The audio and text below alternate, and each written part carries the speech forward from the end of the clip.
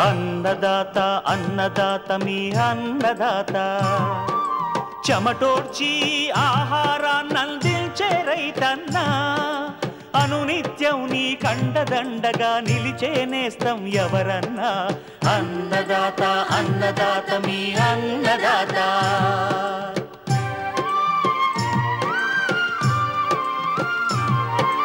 నూతన రీతుల సాగుబడికి నూరింతలు పెరిగే దిగుబడికి సూచనలిచ్చే సస్య రక్షణకు పశు పోషణకి శాస్త్ర విజ్ఞానం అందించి ముందుకు నడిపే తెలుగు రైతు భారతదేశానికి మకుటం అయ్యేలా తీర్చిదిద్దే ఆశయంతో మిమ్ము మేలు కొలిపేది అన్నదాత అన్నదాత అన్నదాత మీ అన్నదాత అన్నదాత అన్నదాత మీ అన్నదాత. అన్నదాత ప్రేక్షకులకు నమస్కారం. ఈనాటి ముఖ్యాంశాలు: యాసంగి అపరాల సాగులో అధిక దిగుబడులకు సూచనలు, మామిడిలో తేనె మంచు పురుగు నివారణకు చర్యలు,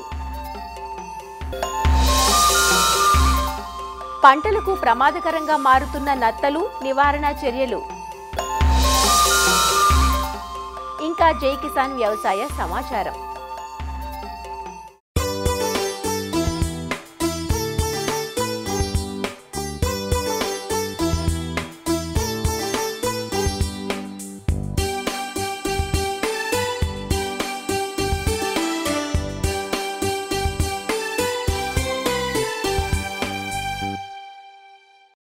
ఇటీవలి కాలంలో రైతుకు నమ్మకమైన ఆదాయాన్నిచ్చే పంటలుగా అపరాలు ఆదరణ పొందుతున్నాయి.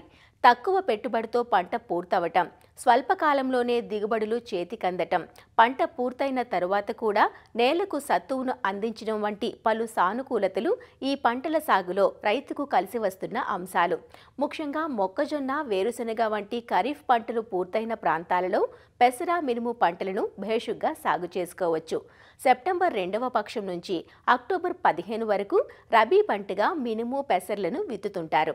యాసంగి పంటగా పెసర, మినుము సాగు చేస్తున్న రైతులు అధిక దిగుబడులు సాధించడానికి సాగులో పాటించాల్సిన యాజమాన్య పద్ధతులను తెలియజేస్తున్నారు ప్రొఫెసర్ జయశంకర్, తెలంగాణ రాష్ట్ర వ్యవసాయ విశ్వవిద్యాలయం జగిత్యాల ప్రాంతీయ వ్యవసాయ పరిశోధనా స్థానం సీనియర్ శాస్త్రవేత్త డాక్టర్ సంధ్యా కిషోర్.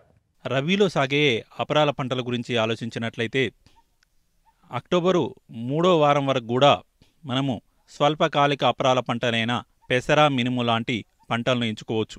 ఈ పెసర, మినుము పంటల్లో రకాల గురించి ఆలోచించినట్లయితే రబీలో సాగేందుకు అనుకూలమైన పెసర రకాల గురించి చూసినట్లయితే పెసరలో WGG 42 యాదాద్రి అనే రకము, WGG 37 అనే ఏకశిల అనే రకము, ఈ రెండు రకాలు కూడా ప్రాంతీయ వ్యవసాయ పరిశోధనా స్థానం వరంగల్ నుంచి విడుదల కాబడినవి.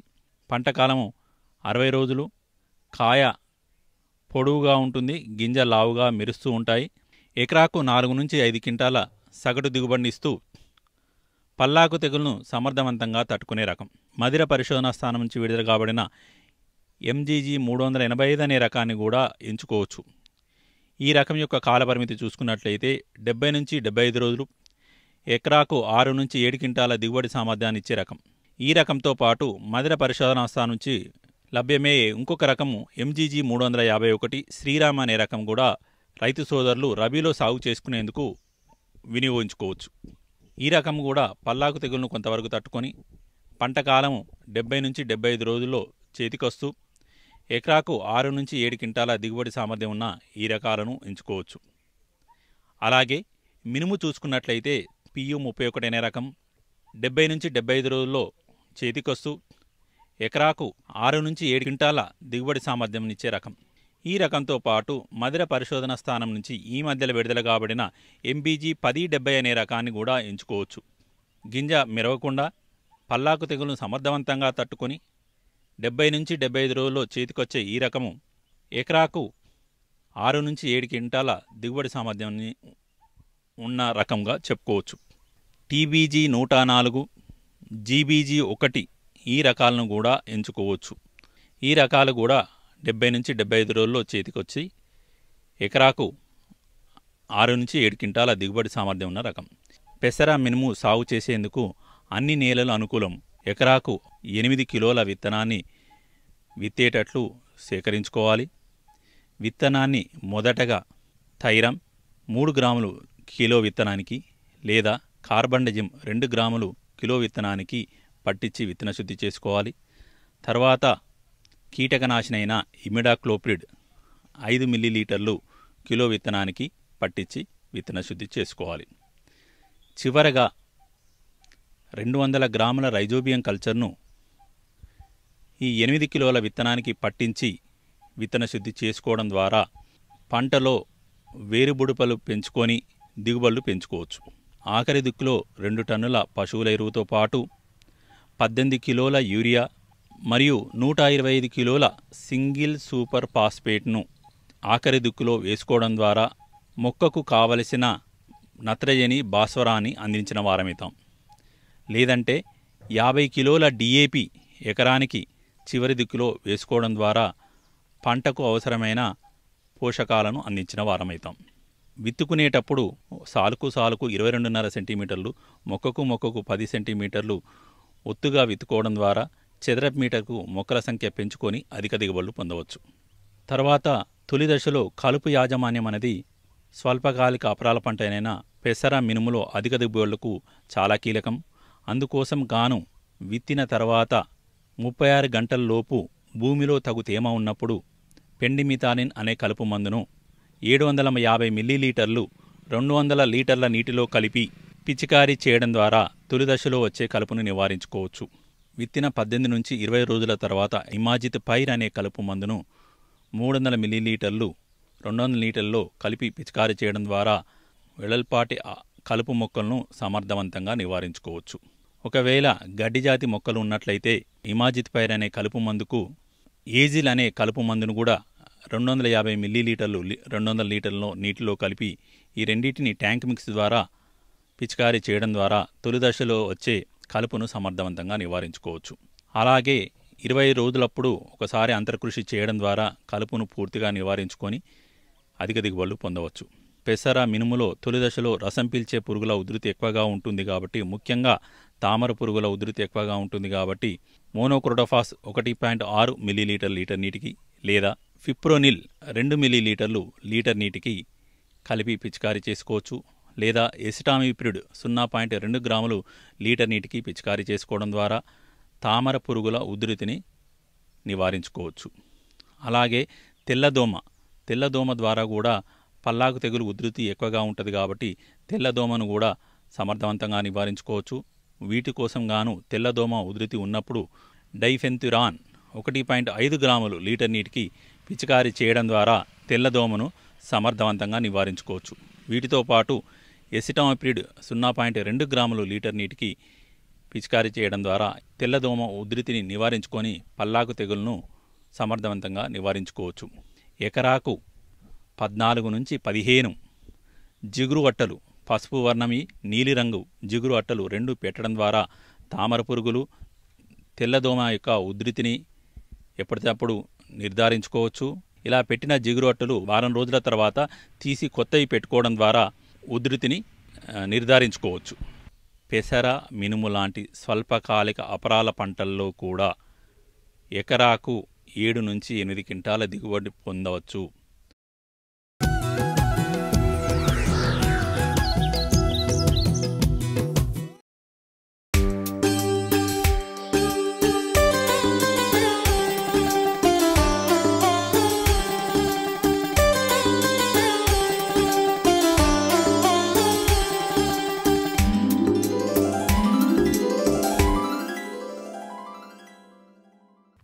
మారుతున్న వాతావరణ పరిస్థితులు ఇప్పటికే ఎన్నో ప్రకృతి వైపరీత్యాలను కలిగిస్తున్నాయి. దీని ప్రభావం వ్యవసాయ రంగంపై స్పష్టంగా కనిపిస్తోంది.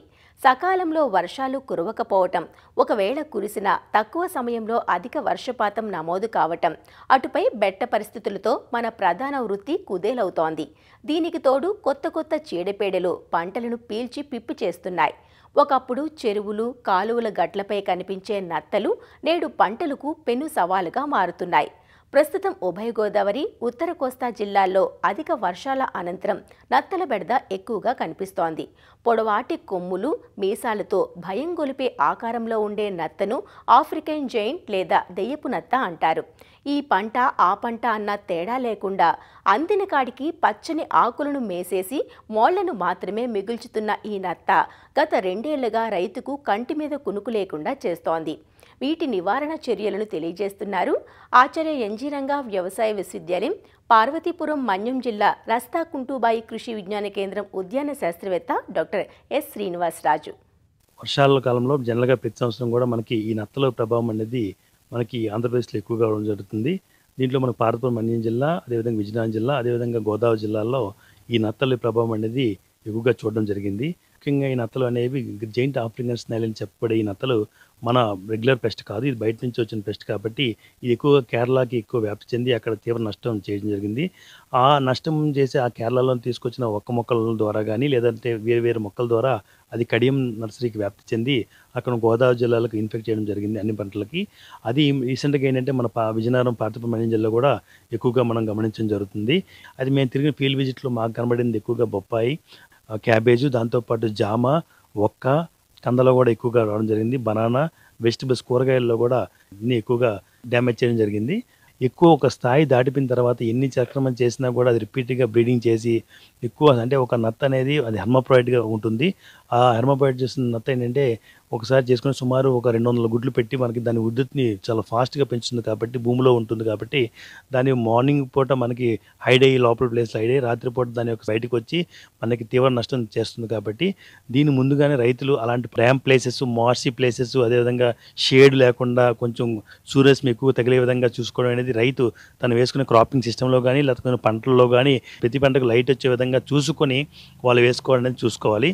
దీని నివారణ పద్ధతులు చూసుకున్నట్లయితే ముందుగా బెస్ట్ మెథడ్ ఏంటంటే ఒక నత్త కనబడిన వెంటనే జైంట్ ఆఫ్రికన్ స్టైల్ అయినప్పటికీ దానికి గ్లౌజ్ వేసుకొని చేయి తగలకుండా దాన్ని అన్నీ కలెక్ట్ చేసుకొని ఎన్ని దొరుకుతాయి నత్తలు కలెక్ట్ చేసుకొని గోను సంచులు వేసుకొని దాంట్లో ఒక డ్రై సాల్ట్ ఉప్పు వేసేసుకోవడం అనేది బెస్ట్ మెథడ్ అనేది చెప్పడం జరుగుతుంది. అయితే కొంతమంది ఏంటి ఇంకా ఎక్కువ ప్రభావం అయింది ఇంకా ఉన్నప్పుడు అంటే మెటాలిటీ ఒక ఎర్ర దొరుకుతుంది, స్నేల్ కిల్ అని దొరుకుతాము.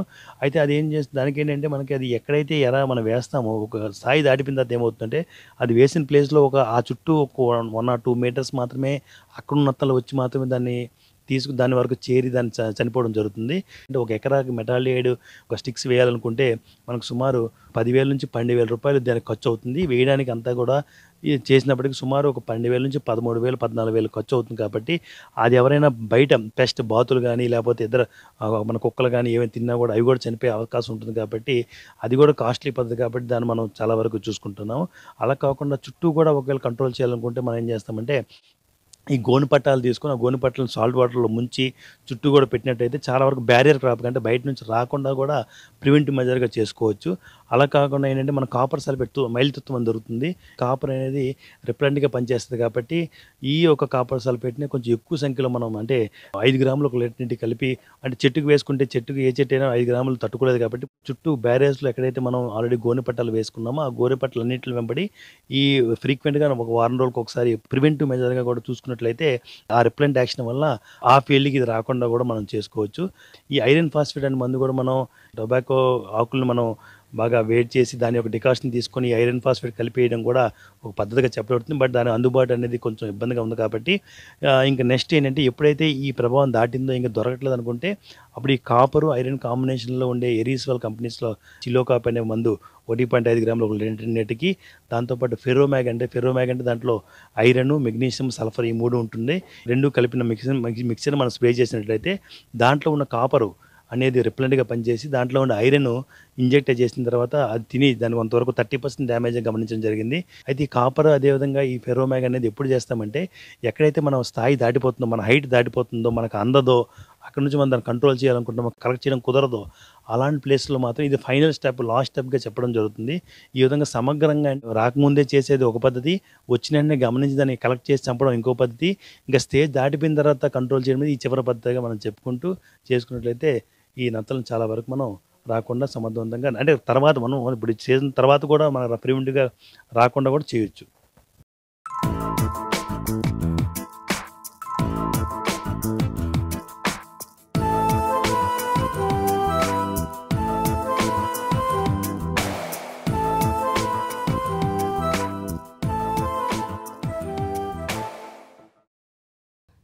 మామిడి పండును ఇష్టపడిన వారు ఎవరుంటారు చెప్పండి.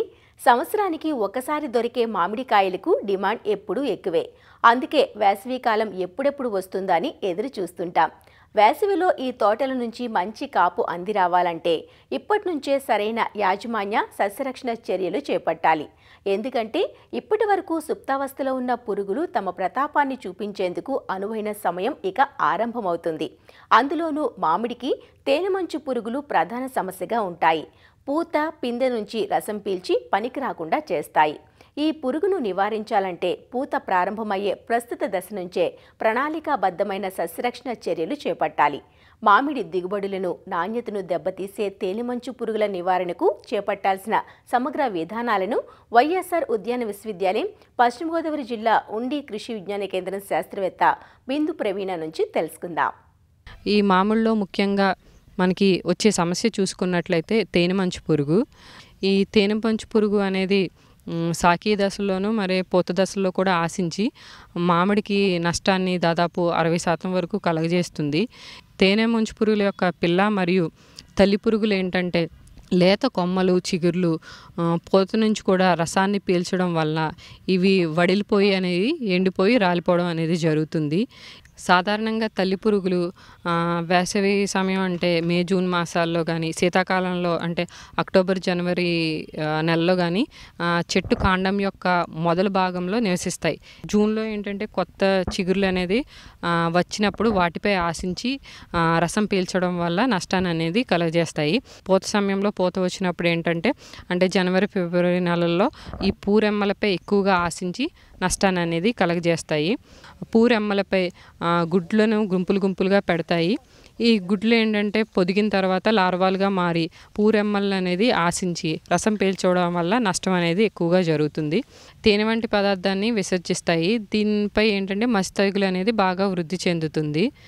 ఈ మస్తెగులు వల్ల ఏంటంటే ఆకులు కాయల మీద ఉపరితలం మీద ఏంటంటే నల్లగా మారి కిరణజన్య సంయుక్రియకు అడ్డుగా ఉంటుంది. దానివల్ల ఏంటంటే ఆహారం అందక కాయలు కూడా చిన్న సైజులో ఉంటాయి.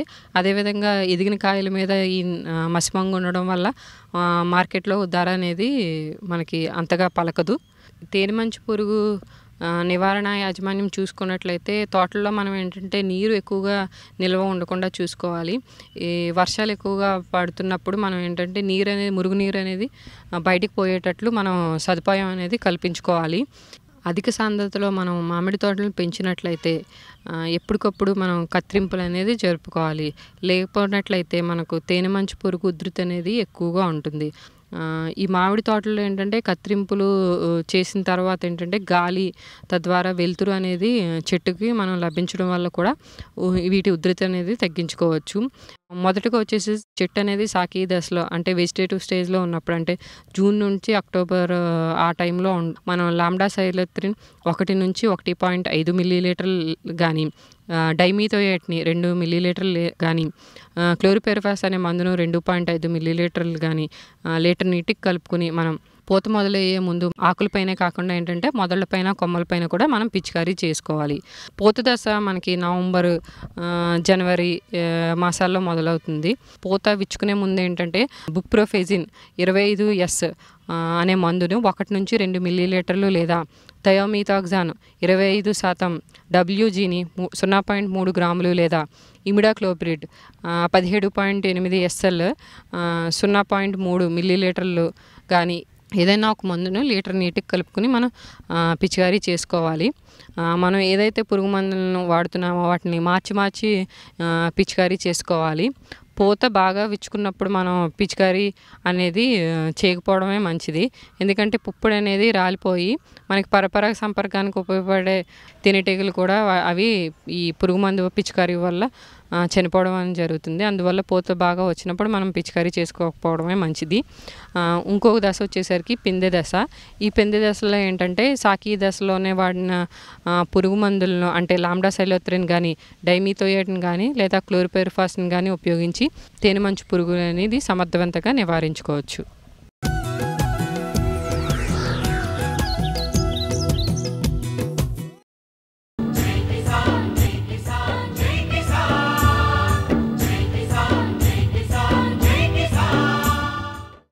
వ్యవసాయ సమాచారం ఇప్పుడు జై కిసాన్లో చూద్దాం. పత్తి పంట చేతికొచ్చే దశలో కురుస్తున్న వానలతో తీవ్రంగా నష్టపోతున్నామంటూ నల్గొండ జిల్లా రైతులు ఆందోళన చెందుతున్నారు. ఆరంభంలో వర్షాల్లేక నానా అవస్థలు పడి పంట పండించుకుంటే తీతల సమయంలో కురుస్తున్న వానలతో పత్తి పనికిరాకుండా పోతోందంటూ వాపోతున్నారు. జిల్లాలో ఈ ఏడాది 5,64,000 ఎకరాల్లో రైతులు పత్తి సాగు చేశారు. సుమారు 45 లక్షల క్వింటాళ్ల దిగుబడి వస్తుందని వ్యవసాయ మార్కెటింగ్ శాఖ అధికారులు అంచనా వేశారు. అయితే ఇటీవల కురిసిన భారీ వర్షాల వల్ల పత్తి కాయలు నల్లగా మారడంతో దిగుబడి తక్కువగా వస్తుందని రైతులు ఆందోళన చెందుతున్నారు. మేము 15 ఎకరాల కాటన్ వేసాం పత్తి. అందులో 10 ఎకరాలు ఓన్ భూమి, 5 ఎకరాలు కౌలు పెట్టాం. స్టార్టింగ్లో మొత్తం వర్షాలు లేవు, ఎండుకుంటా పండుకుంటా వచ్చేసింది పంట. మళ్ళీ మధ్యలో ఎర్రనల్లి అనే తెగులు వచ్చి ఎన్ని మందులు కొట్టినా కూడా కంట్రోల్ కాకుండా మధ్యలో చేను మొత్తం ఆ తెగులు వచ్చేసి చనిపోయింది. చనిపోయినాక తీరా కాయలు 4-5 కాయలు బాలికి వచ్చే మూమెంట్లో వర్షాలు స్టార్ట్ అయ్యి ఈ మొత్తం నేలపాలయ్యి అమ్మబోయినా కూడా మధ్యలో దళారులు వచ్చి 4,000-5,000 క్వింటాలు అడుగుతారు. వర్షాలు పడటం వల్ల అందరూ ఒకేసారి ఏరటం, ఈ కూలీలు అనుకోకుండా ఎంత అసలు 15 రూపాయల చొప్పున కూలీల ఖర్చు అవుతుంది. అమ్మబోతే 4,000-5,000 లెక్క వస్తే సగం వాళ్ళకైతే పెట్టుబడులు వెళ్ళలేక ఒక్కొక్క ఎకరానికి క్వింటాల్కు 4-5 క్వింటాలు బంతుంది. ఇది మినిమం ఒక 15 క్వింటాలు, ఎకరానికి 15 క్వింటాలు అయితే రైతుకు మిగులు అనేది కనపడేది.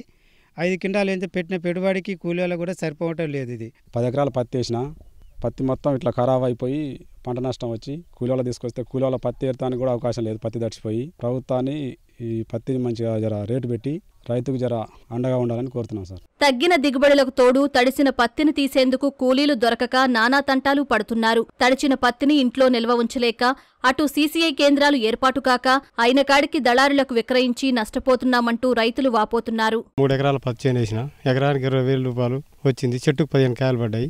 3 ఎకరాలకు కలిసి 4-5 క్వింటాలు అవుతుంది. ఎకరానికి 2 క్వింటాల చొప్పున వస్తుంది. దిగుబడి తక్కువ ఉంది. ఈసారి రోగాలు వచ్చినాయి. ఇంతవరకు ఏరలేదు. కౌలు కట్టాలి, ట్రాక్టర్ గిరాయిల మీద పడతాయి. ఈసారి చాలా దారుణంగా ఉంది పరిస్థితి. ఈ సీసీలు గిట్టి ఇంతవరకు ఓపెన్ చేయలేదు. ఏరే దశకు వచ్చే టైంలో మాకు వర్షాలు బాగా పడడం వల్ల పత్తి చేతికి అందలేక ఈ పెట్టుబడుల మీద పడి అంత ఆగమాగం అవుతున్నారు. ఎకరానికి వచ్చేసి 25,000-30,000 పెట్టుబడి అవుతుంది. అంతా వర్షాలతో తడిసిపోయి ఎక్కడికక్కడ ఆగమైపోయింది. కాబట్టి గవర్నమెంట్ని మేము వేడుకునేది ఒకటే, మాకు ఏదైనా తక్షణమే రైతులకు ఎకరానికి ఇంత అని సహాయం చేస్తే బాగుంటుందని మా కోరిక. 10 ఎకరాలు పత్తి వేసినాం, అంతా పగిలింది. కూలీలు లేరు. ఉంచినంతలా 10 రూపాయలు అయితే 12 రూపాయల కిలో వాళ్ళకు బట్టిస్తున్నాం. ఆసాం కొనడానికి ధరలు లేవు.